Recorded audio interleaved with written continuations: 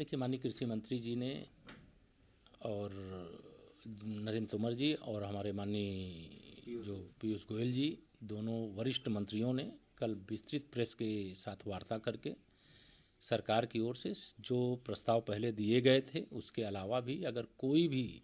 सुझाव किसानों की ओर से, किसान संगठनों की ओर से आता है तो उसको सुनने, उसमें कोई संशोधन करने की बात कही है। मुझे लगता है कि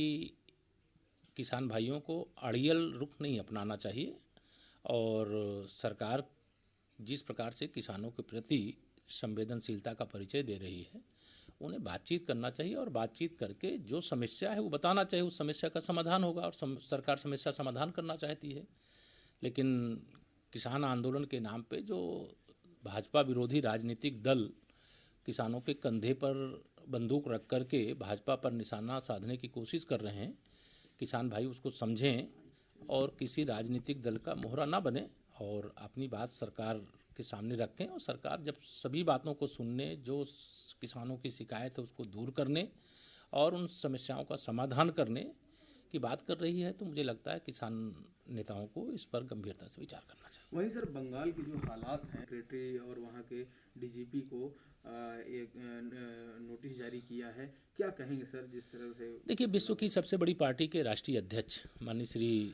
जेपी नड्डा जी का अगर काफिला किसी भी रास्ते से पश्चिम बंगाल में जा रहा है और पूर्व निर्धारित कार्यक्रम है, तो वहाँ के सरकार का दायित्व था कि वहाँ सुरक्षा के चाक चौबंद प्रबंध किए जाते और जो इस प्रकार का अपराध करते रहे हैं, हमारे बहुत सारे कार्यकर्ताओं की हत्या पश्चिम बंगाल में लगातार टीएमसी सरकार के खिलाफ, ममता सरकार के खिलाफ संघर्ष करते करते बलिदान हुआ है। अगर उनके दोषियों के खिलाफ ममता सरकार के द्वारा कार्रवाई की गई होती तो मैं यह विश्वास से कह सकता हूं कि इस प्रकार का दुस्साहस वहाँ टीएमसी के कार्यकर्ता बन करके जो गुंडे भेजे जाते हैं, जो अपराधी भेजे जाते हैं, जो पत्थरबाज भेजे जाते हैं और जो इस बात का भी डर उनको नहीं है कि भाजपा के राष्ट्रीय अध्यक्ष जा रहे हैं, राष्ट्रीय महासचिव जा रहे हैं, राष्ट्रीय शासन संगठन मंत्री जा रहे हैं और उस कम से कम उसमें इस प्रकार की छेड़छाड़, इस प्रकार से हमला करने का प्रयास नहीं करना चाहिए। तो सरकार के संरक्षण में यह सारी घटना हुई है और निश्चित तौर से भारत सरकार के जो गृह मंत्रालय के द्वारा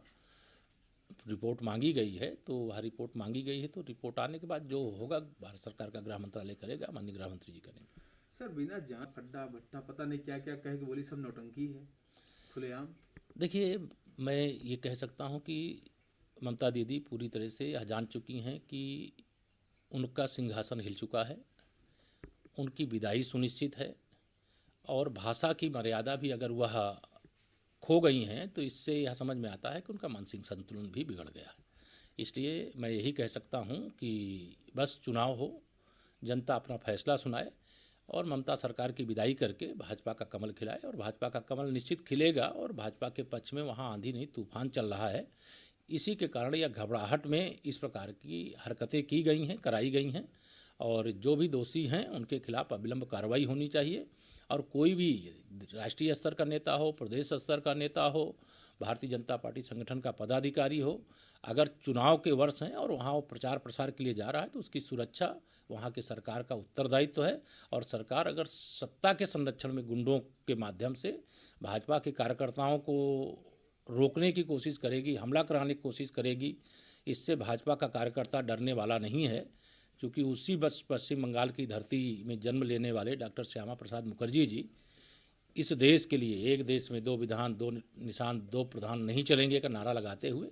अपना बलिदान दे चुके हैं और हमारे सैकड़ों कार्यकर्ता वहाँ पर बलिदान दे चुके हैं, लेकिन संघर्ष से पीछे नहीं हटे हैं और नहीं हटेंगे। सर, राहुल गांधी का एक बयान आया और सारे किसानों को पंजाब के किसान की तरफ मजबूत होना चाहिए, लेकिन केंद्र सरकार बिहार के तर्ज पे किसान को बनाना चाहती है, क्योंकि बिहार किसान सबसे गरीब है, ऐसा उनका एक बयान आया है। देखिए, श्री राहुल गांधी जी को मैंने पहले भी कहा कि श्री राहुल गांधी जी को न किसानों के बारे में ज्ञान है, न किसानी के बारे में ज्ञान है, न किसी फसल के बारे में ज्ञान है, न किसी सब्जी के बारे में ज्ञान है,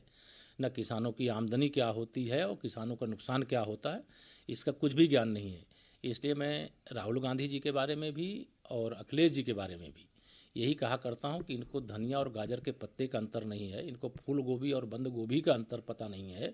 और ये किसान की बात ना करें तो मुझे लगता है ज़्यादा अच्छा होगा। इनकी पार्टी में होंगे जो किसान के रूप में काम करने वाले, उनसे बात कराएं। और